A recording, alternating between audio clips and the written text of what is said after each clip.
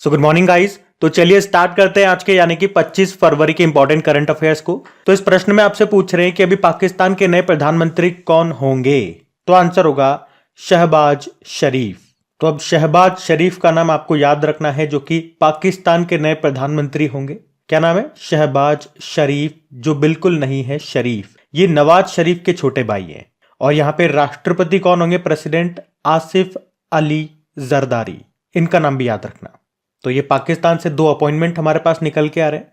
अच्छा, इस क्वेश्चन में मैं आपको क्या कराऊंगा, कुछ और इंपॉर्टेंट इंटरनेशनल अपॉइंटमेंट्स जो अभी हुए हैं, जो किसी देश में राष्ट्रपति या प्रधानमंत्री बने हैं, वो मैं आपको रिवाइज करवाने वाला हूं।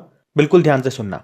जैसे कि अभी इंडोनेशिया के प्रेसिडेंट बने थे प्रबोवो सुबियांतो, इनका नाम है। ये जो शीट में आपके सामने लेकर के आया हूं, ये सारे 2024 के ही अपॉइंटमेंट है, सारे इंटरनेशनल अपॉइंटमेंट कराऊंगा, तो बिल्कुल ध्यान से सुनना है। यमन के प्रधानमंत्री बने अहमद अवद बिन नाम है।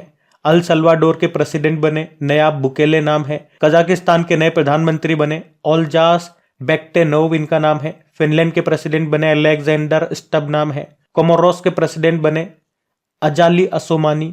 ग्वाटेमाला के नए प्रेसिडेंट बने बर्नार्डो एवरेलो। ताइवान के प्रेसिडेंट बने लाई चिंगते। अभी फ्रांस के सबसे युवा और पहले समलैंगिक प्रधानमंत्री बने थे गैब्रियल अटल। चाड जो देश है, इसके प्रधानमंत्री बने सुक्सेस मसरा। डेमोक्रेटिक रिपब्लिक ऑफ कॉन्गो के प्रेसिडेंट बने थे फेलिक्स त्सेसिकेदी। तो इस तरह से 11 इंटरनेशनल अपॉइंटमेंट्स मैंने आपको करवाए हैं। अभी तक हम देखो 2 महीने में ये इतने अपॉइंटमेंट हो चुके हैं, तो ये आपको ध्यान में रखने। आगे फिर ये शीट में आपको रिपीट करवाता रहूंगा, तो इनको ध्यान रखना। बाकी पाकिस्तान के बारे में हमने पढ़ा है, तो देखने वाली चीज तो नहीं है, लेकिन एक बार आप देख लो मैप में, ये रहा पाकिस्तान। कैपिटल इसकी इस्लामाबाद है, करेंसी है पाकिस्तानी रुपया। और भारत और पाकिस्तान के बीच में जो बॉर्डर लाइन है उसको क्या कहते हैं? रेड क्लिफ लाइन कहते हैं। और अभी हमने पढ़ा था पाकिस्तान के एक प्लेयर हैं बाबर आजम, अभी T20 क्रिकेट में सबसे तेज 10,000 रन बनाने वाले ये खिलाड़ी बने थे। और कुछ मिसाइलों के बारे में हम पढ़ते हैं पाकिस्तान की, तो ध्यान रखना। जैसे कि अबाबिल बैलिस्टिक मिसाइल ये है पाकिस्तान की, गजनवी पाकिस्तान की है, शाहीन मिसाइल के बारे में पढ़ा होगा, ये भी पाकिस्तान की है। अगला प्रश्न देखते हैं। फिर आपसे पूछ रहे हैं अभी हाल ही में केंद्रीय उत्पाद शुल्क दिवस ये कब मनाया गया? तो आंसर होगा 24 फरवरी को। तो हर साल केंद्रीय अप्रत्यक्ष कर व सीमा शुल्क बोर्ड के द्वारा 24 फरवरी को केंद्रीय उत्पाद शुल्क दिवस यानी कि सेंट्रल एक्साइज डे के रूप में मनाया जाता है। और 24 फरवरी को ही क्यों? तो ये दिन देश में केंद्रीय अप्रत्यक्ष कर एवं सीमा शुल्क बोर्ड, जिसे आप इंग्लिश में बोलोगे central board of indirect taxes, तो इसके प्रयासों, सेवाओं और योगदान के सम्मान में यह दिन मनाया जाता है। और हमने कहा 24 फरवरी को ही क्यों?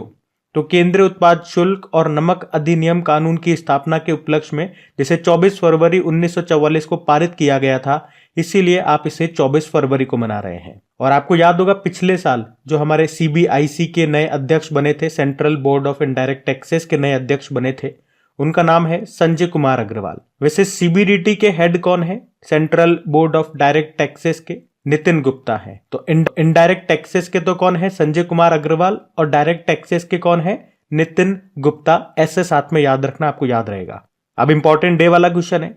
चलो फरवरी के सारे इंपॉर्टेंट डेज एक बार हम रिवाइज करते हैं। तो 1 फरवरी को हमने भारतीय तटरक्षक दिवस मनाया। 2 फरवरी को विश्व आर्द्रभूमि दिवस।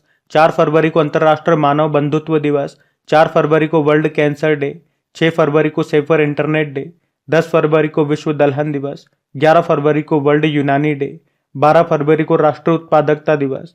13 फरवरी को नेशनल वुमेन डे और 13 फरवरी को ही वर्ल्ड रेडियो डे। 15 फरवरी को अंतर्राष्ट्रीय बाल कैंसर दिवस।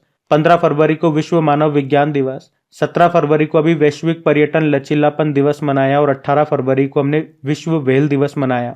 अभी 20 फरवरी को विश्व सामाजिक न्याय दिवस मनाया था। और 21 फरवरी को अंतर्राष्ट्रीय मातृभाषा दिवस मनाया था। तो फरवरी के ये इंपॉर्टेंट डेज हैं, इनको ध्यान में रखना। अगला प्रश्न देखते हैं। फिर आपसे पूछ रहे हैं अभी हाल ही में भारत की पहली महिला पिच क्यूरेटर कौन बनी है? तो आंसर होगा जयसिंथा कल्याण। अब ये पिच क्यूरेटर क्या है? तो सिंपल सा याद रखो, जो क्रिकेट पिच की देखभाल करता है उसे पिच क्यूरेटर कहा जाता है। और ऐसा करने वाली यानी कि पिच क्यूरेटर बनने वाली भारत में ये पहली महिला है। तो इनका नाम इंपॉर्टेंट है। क्या नाम है? जयसिंथा कल्याण इनका नाम है। और अभी आपको पता है ये वुमेन प्रीमियर लीग का दूसरा संस्करण ये शुरू हो चुका है बंगलुरु में। आप मुझे कमेंट करके बताओ कि इसका जो पहला संस्करण हुआ था अभी, उसको किसने जीता था और किसको हराया था? मैं तो आपको कई बार बता ही चुका हूं, इस बार मैं आपसे पूछ रहा हूं। ये आपको सबको याद होना चाहिए। अब ये प्रश्न तो इंपॉर्टेंट है ही सही। यहाँ पे जो एक्स्ट्रा जानकारी मैं आपको दूंगा, जो इंपॉर्टेंट पॉइंट्स का रिवीजन कराऊंगा, वो भी मोस्ट इंपॉर्टेंट है। क्या रिवीजन करवाने वाला हूं? तो 2023 और 2024 में, मतलब अभी तक जितनी भी महिलाएं पहली बार किसी न किसी कारण से रही है न्यूज में, वो सारी मैं आपको रिवाइज कराऊंगा। बिल्कुल ध्यान से सुनना। जैसे कि गीतिका श्रीवास्तव का नाम याद होगा, ये पाकिस्तान में भारत की पहली महिला उच्चायुक्त हाई कमिश्नर बनी थी। जया वर्मा सिन्हा, कई बार एग्जाम में आ गया, ये 2-3 बार आ गया, रेलवे बोर्ड की पहली महिला अध्यक्ष बनी। अभी यूएस नेवी की पहली महिला चीफ बनी थी, लिसा फ्रेंचेटी नाम है। ऑस्ट्रेलिया के सेंट्रल बैंक की पहली महिला गवर्नर बनी, मिशेल बुल्लॉक नाम है। और विश्व मौसम विज्ञान संगठन वर्ल्ड मेटेरोलॉजिकल ऑर्गेनाइजेशन की पहली महिला महासचिव सेक्रेटरी जनरल बनी, नाम है सेलेस्टे साउलो। भारत की सबसे बड़ी गैर बैंकिंग वित्तीय कंपनी पावर फाइनेंस कॉर्पोरेशन, उसकी पहली महिला सीएमडी बनी, परमिंदर चोपड़ा नाम है। और वीरता पुरस्कार पाने वाली पहली महिला इंडियन एयरफोर्स अधिकारी बनी, दीपिका मिश्रा नाम है। वंदे भारत का संचालन करने वाली एशिया की पहली महिला लोको पायलट बनी थी, सुरेखा यादव नाम है। राफेल उड़ाने वाली पहली भारतीय महिला बनी थी, शिवांगी सिंह नाम है। सुखोई लड़ाकू विमान उड़ाने वाली भारत की पहली महिला पायलट बनी थी, अवनी चतुर्वेदी नाम है। भारतीय वायुसेना की पहली महिला अधिकारी का निधन हो गया, नाम क्या है? विजय लक्ष्मी रमन है। मिस इंडिया 2023 का खिताब जीता था नंदनी गुप्ता ने, कोटा राजस्थान से है। और सियाचिन में सक्रिय रूप से तैनात होने वाली पहली महिला अधिकारी बनी थी, शिवा चौहान नाम है। और विदेशी परियोजना पर तैनात होने वाली बॉर्डर रोड ऑर्गेनाइजेशन की पहली महिला अधिकारी कौन बनी थी? सुरभि जखमोला बनी थी। वे किस देश में और किस देश में? भूटान में, प्रोजेक्ट दंतक के तहत। उसके अलावा सीएसआईआर की पहली महिला महानिदेशक बनी थी, Nandala Thambi Kalai Selvi. Table tennis federation of India की पहली महिला अध्यक्ष बनी थी, मेघना अहलावत नाम है। उसके अलावा काजीरंगा नेशनल पार्क की पहली महिला क्षेत्र निदेशक बनी थी, doctor Sonali Ghosh. Para commando बनने वाली पहली महिला आर्मी सर्जन बनी थी, पायल छाबड़ा नाम है। और Norman E Borlaug field award 2023 मिला था स्वाति नायक को। आईएसओ सर्टिफिकेट पाने वाला देश का पहला महिला पुलिस स्टेशन मिलेगा आपको भोपाल में। और मिलिट्री हॉस्पिटल सर्विस की डायरेक्टर जनरल बनने वाली पहली महिला बनी थी, साधना सक्सेना नायर नाम है। देश की पहली एयरपोर्ट महिला फायर फाइटर बनी थी, दिशा नायक। देश की पहली महिला एडीसी यानी कि सहायक डी कैंप के रूप में नियुक्त किया गया था, मनीषा पाड़ी को, जो कि उड़ीसा से है। यह प्रश्न अभी बिहार सब इंस्पेक्टर में पूछा गया था, ध्यान रखना ये। और Indian council of forestry research and education की पहली महिला निदेशक बनी थी, कंचन देवी नाम है। उसके अलावा अभी 100 अरब डॉलर की संपत्ति वाली पहली महिला बनी थी, फ्रांसुआ बेटनकॉट माया, जिनका नाम है, फ्रांस की है ये। CISF की पहली महिला डायरेक्टर जनरल बनी थी, नीना सिंह नाम है। और चीनी उद्योग में सर्वश्रेष्ठ पर्यावरण अधिकारी का पुरस्कार जीतने वाली पहली महिला बनी थी, दीपा भंडारे। और भारतीय सेना की पहली महिला सूबेदार बनी थी, प्रीति रजक। अर्जुन अवार्ड पाने वाली पहली महिला घुड़सवार बनी थी, दिव्य कीर्ति सिंह। और अभी सऊदी अरब के रियाद में जॉय अवार्ड 2024 से सम्मानित होने वाली पहली भारतीय महिला बनी थी, आलिया भट्ट। अच्छा, इतने सारे पॉइंट्स मैंने आज आपको रिवाइज कराए। अब 3 प्रश्न मैं आपसे पूछ रहा हूं, उन जवाब आप देना। ध्यान से सुनना कि 2023 में भारत की पहली महिला कबड्डी लीग का आयोजन हुआ था, दुबई में हुआ था, मैंने बता दिया। उसको किसने जीता था ये बताओ। उसके अलावा बताओ भारतीय ओलंपिक संघ की पहली महिला अध्यक्ष का नाम क्या है। और बताओ अमेरिका का जो फेडरल रिजर्व है उसकी पहली उपाध्यक्ष कौन बनी थी, जो कि भारतीय मूल की है। और अंतरिक्ष में जाने वाली सऊदी अरब की पहली महिला अंतरिक्ष यात्री का नाम क्या है। ये सारे प्रश्न मैं भी आपको बता चुका हूं कई बार, लेकिन आज मैंने न बता करके आपसे पूछ लिया है।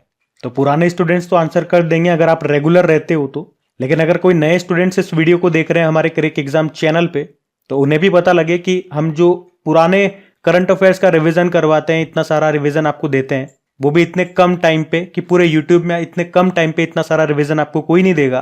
तो उस रिवीजन की आपको अहमियत पता लगेगी। अब जैसे 4 प्रश्न मैंने आपसे पूछे, अब देखो आपको पढ़े पढ़े तो सबको लग रहे होंगे, लेकिन आंसर आता ही नहीं आता, ये इंपॉर्टेंट है। अभी अगला प्रश्न देखते हैं। फिर आपसे पूछ रहे हैं अभी हाल ही में मोबाइल वर्ल्ड कांग्रेस का आयोजन ये कहां पे किया गया, तो आंसर होगा बार्सिलोना में। तो अभी 26 फरवरी 2024 को मोबाइल वर्ल्ड कांग्रेस का आयोजन ये किया गया कहां पे, स्पेन के बार्सिलोना में। इसमें मोबाइल उद्योग के कई जाने माने लोग एक साथ जुड़े, उन्होंने आपसी सहयोग पर बात की। और इसका आयोजन किसने किया, तो global system for mobile communications ने, जो कि दुनिया भर में मोबाइल नेटवर्क ऑपरेटरों के हितों का प्रतिनिधित्व करने वाला वैश्विक मंच है। अच्छा, इसी तरह से कुछ इंपॉर्टेंट समिट्स जो अभी हमने पढ़े वो मैं आपको रिवाइज कर रहा हूं। एक तो याद होगा अभी नवा रायसीना डायलॉग का आयोजन हुआ नई दिल्ली में, जिसका उद्घाटन खुद मोदी जी ने किया था। और यहाँ पे चीफ गेस्ट जरूर याद रखना कौन है, ग्रीस के प्रधानमंत्री जिनका नाम है कैरिकोस मित्सोताकिस। और अभी आपको याद होगा कि हमारे इलेक्ट्रॉनिक्स एंड आईटी मिनिस्ट्री ने पहली बार digital India future skill summit का आयोजन किया था। कहाँ पे? असम के गुवाहाटी में। और अभी 7वां हिंद महासागर सम्मेलन का आयोजन हुआ था पर्थ ऑस्ट्रेलिया में। विश्व सरकार शिखर सम्मेलन 2024 का आयोजन हुआ दुबई में। इसमें आपको याद हो तो भारत, तुर्की और कतर चीफ गेस्ट के रूप में इनवाइट किए गए थे। और याद रखना सबसे इंपॉर्टेंट कि भारत जो है ये यूनेस्को की विश्व धरोहर समिति की अध्यक्षता करेगा 2024 में, जो कि इसका 46 नंबर का एडिशन होगा, संस्करण होगा। अभी vibrant Gujarat global trade show का भी आयोजन हुआ था। कहाँ पे? गांधीनगर में। जिसमें चीफ गेस्ट कौन थे ये आप बताओ, कौन थे चीफ गेस्ट? ये हमने पढ़ा था। और अगर पूछे ना अभी जनवरी में ही नवा अंतरराष्ट्रीय विज्ञान महोत्सव का आयोजन कहाँ पे हुआ, तो आंसर होगा फरीदाबाद में। तो ये बिल्कुल अभी लेटेस्ट सम्मेलन जो समिट्स हुए हैं वो मैंने आपको रिवाइज कराए अभी जनवरी फरवरी वाले, तो इनको तो आपको ध्यान रखना ही है क्योंकि पूरे साल भर इस बार हमें इनको पढ़ते हुए चलना है, तो याद रखना मेरे भाई। अभी अगला प्रश्न देखते हैं।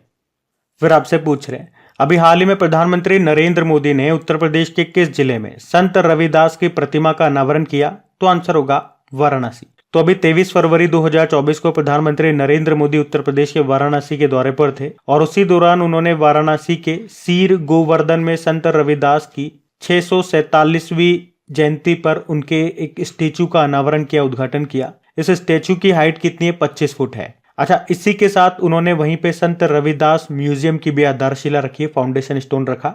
और अगर संत रविदास जी की बात करेंगे तो वे 15वीं शताब्दी के दौरान भारत के एक महान संत, दार्शनिक, कवि और समाज सुधारक थे। वे निर्गुण संप्रदाय के सबसे प्रसिद्ध संत थे। अब यहाँ पे हमने स्टैच्यूज की बात करी है। कुछ इंपॉर्टेंट स्टैच्यूज हमने जो करंट अफेयर्स में पढ़े हैं वो मैं आपको रिवाइज करा रहा हूँ, बिल्कुल ध्यान से सुनना। तो एक तो आपको याद होगा हमारे जो केंद्रीय मंत्री हैं पीयूष गोयल जी, उन्होंने तमिलनाडु के कोयम्बटूर में भारत के पहले वित्त मंत्री की प्रतिमा का अनावरण किया था। और भारत के पहले वित्त मंत्री फाइनेंस मिनिस्टर कौन है? आर.के. षणमुखम चेट्टी हैं। नए संसद भवन का डिजाइन किसने तैयार किया था? याद रखना, डॉक्टर बिमल पटेल ने। और तेलंगाना के पूर्व मुख्यमंत्री जो थे, वैसे तो अभी नए बन गए हैं, कौन? कांग्रेस के रेवंत रेड्डी साहब। तो पहले वो जो मुख्यमंत्री थे उन्होंने हैदराबाद में अंबेडकर जी की प्रतिमा का यहाँ पे अनावरण किया था, जिसकी ऊंचाई है 125 फुट, हुसैन सागर झील के किनारे, जिसके वास्तुकार रामवी सुतार हैं। और मोदी जी ने स्टैच्यू ऑफ प्रॉस्पेरिटी, समृद्धि की मूर्ति का अनावरण किया था बंगलुरु में, जो कि किसकी स्टैच्यू है? केम्पेगौड़ा की, जो कि बंगलुरु के संस्थापक कहे जाते हैं। इस मूर्ति की ऊंचाई 108 फुट है और इसके वास्तुकार भी है रामवी सुतार। भगवान शिव जी की सबसे ऊंची प्रतिमा का अनावरण किया गया कहाँ पे? राजस्थान के राजसमंद में, जो श्रीनाथ द्वारा है वहां पे। और इस स्टैचू को क्या कहा जाता है? Statue of belief. इसकी ऊंचाई की बात करोगे तो फुट में तो 369 फुट है और मीटर में 112 मीटर है। और शिव जी से मैं एक और पॉइंट आपको याद दिला दूं कि उत्तर प्रदेश के जेवर में जो नोएडा इंटरनेशनल एयरपोर्ट बन रहा है उसके पास में आदि योगी शिव भगवान की प्रतिमा बनाई जाएगी। और स्टैच्यू ऑफ नॉलेज आपको याद है, doctor B are Ambedkar ji की है महाराष्ट्र के लातूर में, आपको मिलेगी, 70 फुट ऊंची है। अंबेडकर जी से कई स्टैच्यूज हम पढ़ेंगे, तो साथ में याद रखना कि इनके समाधि स्थल को क्या कहते हैं? चैत्य भूमि कहते हैं। पूछा जा चुका है एग्जाम में ये प्रश्न। स्टैच्यू ऑफ इक्वेलिटी हैदराबाद में जो संत रामानुजाचार्य जी की स्टैच्यू है उसे ही कहते हैं। ऊंचाई है 216 फुट। और ये दुनिया की सबसे ऊंची स्टैच्यू है, statue of unity, Sardar Patel जी की है। कहाँ पे? केवड़िया गुजरात में, नर्मदा नदी के किनारे साधु बेट द्वीप पर यह स्थित है। दुनिया की सबसे ऊंची है, 182 मीटर इसकी हाइट है। इसके भी वास्तुकार रामवी सुतार हैं। अगर पूछे कि दुनिया की सबसे ऊंची नटराज प्रतिमा ये कहाँ पे स्थापित की गई थी? नई दिल्ली में। जो G20 समिट हुआ था ना, तो उसका जो स्थल था ना, भारत मंडपम, उसी के बाहर आपने देखा होगा ये स्थापित की गई थी। 28 फुट ऊंची थी ये और इसके मूर्तिकार थे राधा कृष्णन। अभी एमपी के जो पूर्व मुख्यमंत्री जी थे शिवराज सिंह चौहान, अभी तो नए बन गए, कौन? मोहन यादव। तो पूर्व जो मुख्यमंत्री जी थे उन्होंने ओमकारेश्वर में 108 फुट ऊंची आदि शंकराचार्य जी की प्रतिमा का अनावरण किया था। उसको नाम दिया था समानता की प्रतिमा, स्टैच्यू ऑफ वननेस। भारत के बाहर बी आर अम्बेडकर जी की सबसे ऊंची प्रतिमा आपको मिलेगी अमेरिका के मैरीलैंड में। उसकी ऊंचाई 19 फुट है, कहेंगे उसे स्टैच्यू ऑफ इक्वलिटी। उसके भी वास्तुकार है रामवी सुतार। और अभी हमारे रक्षा मंत्री राजनाथ सिंह जी ने जनरल बिपिन रावत जी की प्रतिमा का अनावरण किया था देहरादून में। और प्रतिमा से याद रहेगा, रामलला जी की जो मूर्ति है जो राम मंदिर में स्थापित की गई, उसके मूर्तिकार आपसे जरूर पूछेंगे एग्जाम में। तो नाम याद रखना, मूर्तिकार कौन है, किन्होंने बनाई है, अरुण योगीराज ने बनाई है। और मंदिर अगर पूछ ले कि मंदिर के वास्तुकार कौन है, तो चंद बी सोमपुरा है। ये भी मैंने आपको साथ में बता दिया, तो ध्यान रखना। और मूर्ति की ऊंचाई कितनी है ये भी जरा ध्यान रख लो। इंच में पूछोगे तो 51 इंच है, और फुट में पूछोगे तो 4.24 फुट इसकी ऊंचाई है। तो अभी तक जितनी भी इंपॉर्टेंट स्टैच्यूज रही है पिछले 1-1.5 साल में, वो सारी मैंने आपको रिवाइज करवा दी है इस एक ही प्रश्न पे। तो अभी अगला प्रश्न देखते हैं। और हाँ दोस्तों, अगर सेशन अच्छा लगता है, अगर आपको सेशन अटेंड करने में मजा आता है, तो प्लीज इन वीडियोस को आप सपोर्ट जरूर कीजिए। इन्हें अपने दोस्तों के साथ में अपने स्टडी ग्रुप में एक बार शेयर जरूर कीजिएगा। और अगर आपने अभी तक वीडियो को लाइक नहीं करा तो लाइक जरूर करना, इससे मुझे भी अच्छा लगता है। मैं आपके लिए जो दिन भर मेहनत करता हूं, तो थोड़ा सा मोटिवेशन मुझे भी मिलता है कि हाँ, आप लोग मेरे द्वारा की गई मेहनत को पसंद कर रहे हैं, इसे वैल्यू कर रहे हैं। आज के हमारे इस वीडियो का हम टारगेट रखते हैं 7,000 लाइक का। आज तक हमारा लाइक का टारगेट अचीव नहीं हो पाया 7,000 लाइक का। तो कोशिश कीजिए आपका कीमती लाइक मुझे मिल पाए। आप देखेंगे मैं आपकी प्रैक्टिस के लिए क्विज भी बना करके अपलोड करता हूं आपकी क्रिक एग्जाम एप्लीकेशन पे। आप लोगों के कहने पे मैं डिटेल्ड पीडीएफ भी आपको देने लग गया हूं, वो भी बिल्कुल फ्री ऑफ कॉस्ट में, जो पूरे यूट्यूब में आपको कोई नहीं देगा। डिटेल्ड पीडीएफ के सब पैसे लेते हैं, लेकिन मैं आपको फ्री में प्रोवाइड कराता हूं। बस मैं ये चाहता हूं कि अगर आपको मेरी मेहनत अच्छी लगती है तो वीडियोस को सपोर्ट जरूर करें, ताकि इसी तरह आगे भी मैं आपको और चीजें और अच्छी अच्छी चीजें प्रोवाइड कराता रहूं। अभी अगला प्रश्न देखते हैं। फिर आपसे पूछ रहे हैं, अभी हाल में किसके द्वारा लेजर वेपन दुर्गा 2 का परीक्षण किया जाएगा? तो आंसर होगा डीआरडीओ। तो अभी डीआरडीओ ये अपने स्वदेशी लेजर हथियार प्रणाली जिसका नाम है दुर्गा 2, इसका परीक्षण ये करेगा, मतलब इसकी टेस्टिंग करेगा। देखो, दुर्गा की भी फुल फॉर्म है डायरेक्शनली अनरेस्ट्रिक्टेड रे गन एरे।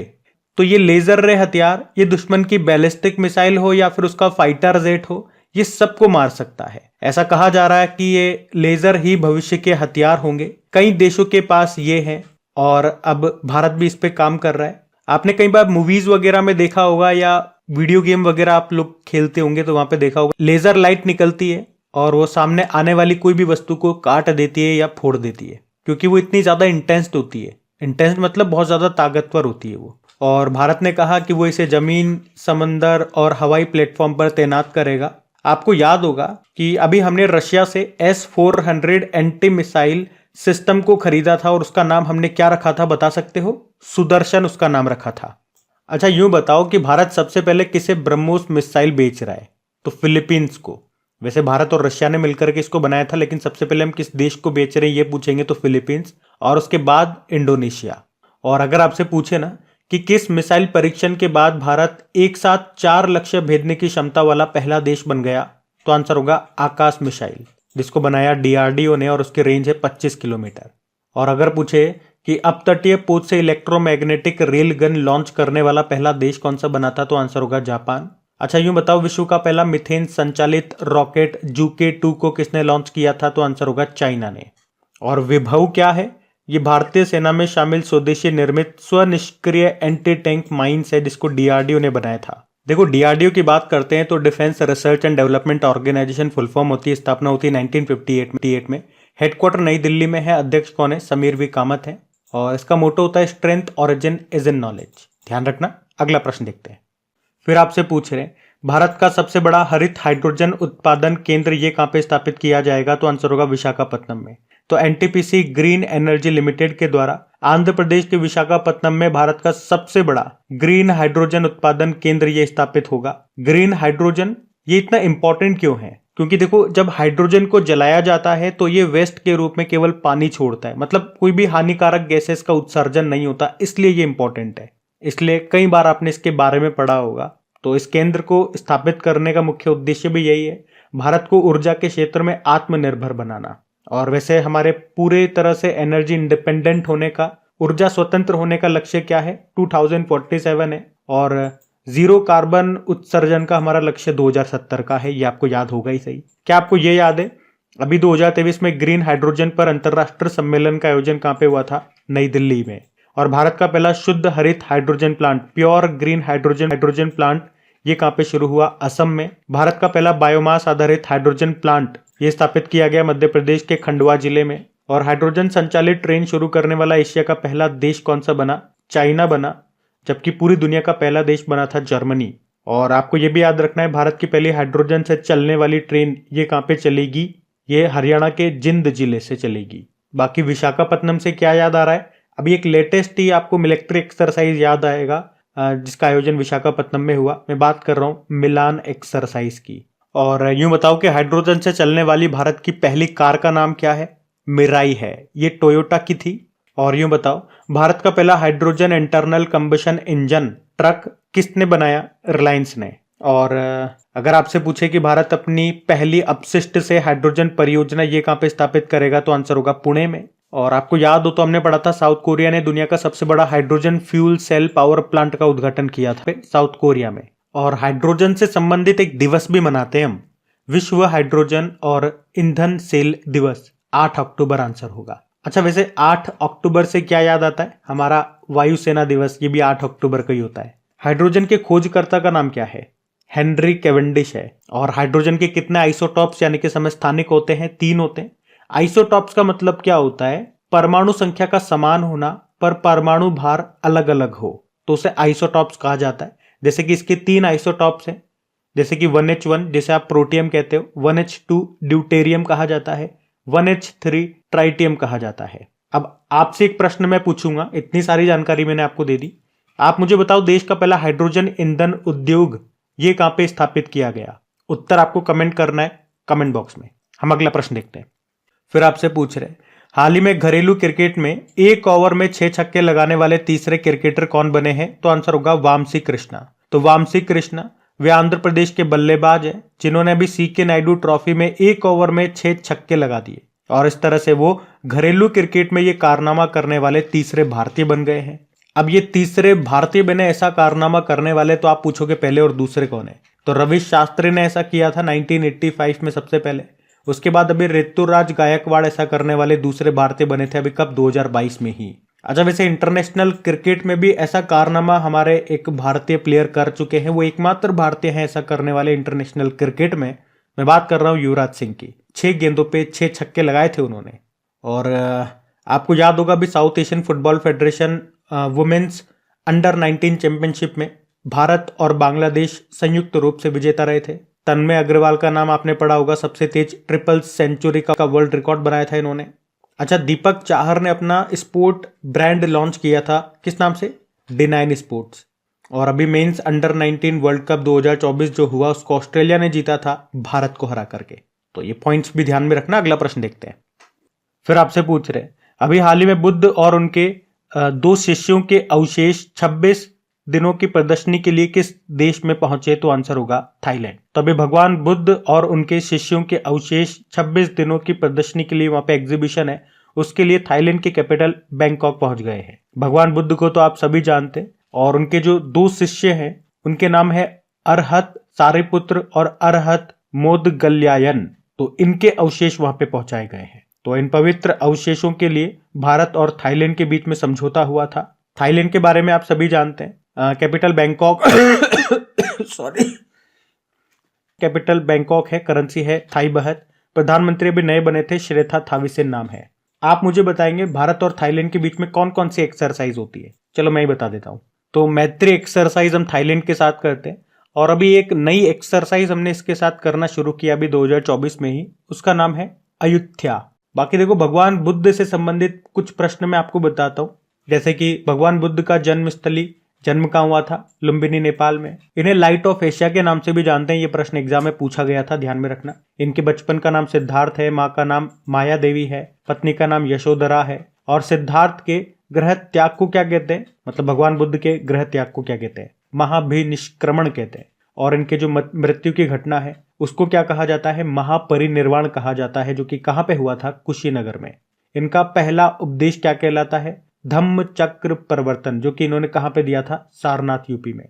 और इनको ज्ञान की प्राप्ति कहां पे हुई थी? बोधगया में, निरंजना नदी के तट पर पीपल के पेड़ के नीचे। और आपको याद होगा भारत में भगवान बुद्ध की लेटी हुई यानी कि शयन मुद्रा में सबसे लंबी प्रतिमा बनाई गई कहां पे? बोधगया में, जो कि 100 फुट लंबी है और 30 फुट ऊंची है। तो ध्यान रखना ये। अगला प्रश्न देखते हैं। फिर आपसे पूछ रहे हैं अभी हाल ही में किसे सतर्कता आयुक्त नियुक्त किया गया, तो आंसर होगा एएस राजीव को। तो एएस राजीव ये बन गए हैं हमारे सतर्कता आयुक्त यानी कि विजिलेंस कमिश्नर। कौन नियुक्त करता है? तो प्रेसिडेंट होते हैं वो। और इनके बारे में बता दूं, ये बैंक ऑफ महाराष्ट्र के पूर्व सीईओ रह चुके हैं। अच्छा, केंद्र सतर्कता आयोग की बात करते हैं, चीफ विजिलेंस कमीशन की। तो ये भारत में एक शीर्ष भ्रष्टाचार विरोधी सरकारी निकाय है जो सरकारी अधिकारी होते हैं उनकी भ्रष्टाचार से संबंधित ये जांच करता है। इसकी स्थापना 1964 में होती है। किस समिति की सिफारिश पे ये पूछेंगे, तो संथानम समिति। इसमें मुख्य रूप से 3 सदस्य होते हैं, जिसमें से एक अध्यक्ष होते हैं जिसे आप कहते हो केंद्र सतर्कता आयुक्त, चीफ विजिलेंस कमिश्नर, जो कि कौन है अभी, प्रवीण कुमार श्रीवास्तव है। और 2 सतर्कता आयुक्त हैं यानी कि विजिलेंस कमिश्नर हैं। एक तो हमने देखा ये बन गए एएस राजीव और एक पहले से है अरविंद कुमार। तो ये सारे याद रखना। वैसे आप जानते हो हमारे मुख्य चुनाव आयुक्त कौन है? राजीव कुमार है। भारत के महान्यायवादी कौन है? आर वेंकटरमणि। महान्यायवादी यानी कि अटॉर्नी जनरल। सॉलिसिटर जनरल कौन है? तुषार मेहता। मुख्य सूचना आयुक्त कौन है? हीरालाल सामरिया। ये प्रश्न एग्जाम में आया था अभी। और राष्ट्र सुरक्षा सलाहकार आप जानते ही हो, अजित डोभाल है। तो गाइस, ये था आज का आपका करंट अफेयर्स का सेशन। कमेंट करके जरूर बताइएगा सेशन आपको कैसा लगा। और वीडियो यहाँ पे एंड हो चुका है। अभी तक आपने वीडियो को लाइक नहीं करा तो प्लीज लाइक जरूर कर देना। बाकी अभी हम कल का करंट अफेयर्स का क्विक रिवीजन कर लेते हैं और सेशन एंड करते हैं। तो पहला प्रश्न आपसे पूछा था, गीता महोत्सव का 5वां संस्करण का आयोजन कहां पे होगा? श्रीलंका में। फिर आपसे पूछा था अभी दोस्ती 16 अभ्यास का आयोजन कहां पे किया गया? मालदीव में। और फिर आपसे पूछा चांद के साउथ पोल पर उतरने वाला दूसरा देश बना अमेरिका। फिर आपसे पूछा कि दुनिया की सबसे ऊंची जमी हुई झील मैराथन का आयोजन ये किस झील पे किया गया? तो आंसर होगा पैगोंग झील, जो लद्दाख में है। फिर पूछा कि भारत सरकार ने अंतरिक्ष में कितने प्रतिशत एफडीआई को मंजूरी दी? 100%। फिर पूछा मनोहर जोशी का निधन हो गया, वे किस राज्य से पूर्व मुख्यमंत्री रहे थे? Maharashtra. Sculpted stones mysterious of Mamallapuram नाम की बुक को किसने लिखा? अश्विन प्रभु ने। और किस कंपनी ने इंडस ऐप स्टोर को लॉन्च किया? फोन पे ने। और time magazine women person of the year 2024 में किस भारतीय को शामिल किया गया? लीना नायर को। और अभी दुनिया का दूसरा सबसे बड़ा सड़क नेटवर्क के देश में बन गया है? तो आंसर होगा भारत में। अभी कल का होमवर्क प्रश्न देखते हैं और सेशन एंड करते हैं। तो कल की वीडियो में आपसे पूछा था भारत की पहली ऑनलाइन गेमिंग अकादमी ये कहां पे खोली जाएगी? तो आंसर होगा मध्य प्रदेश। आप सभी ने प्रश्न का बिल्कुल सही उत्तर दिया। अब ये आज का आपका होमवर्क प्रश्न।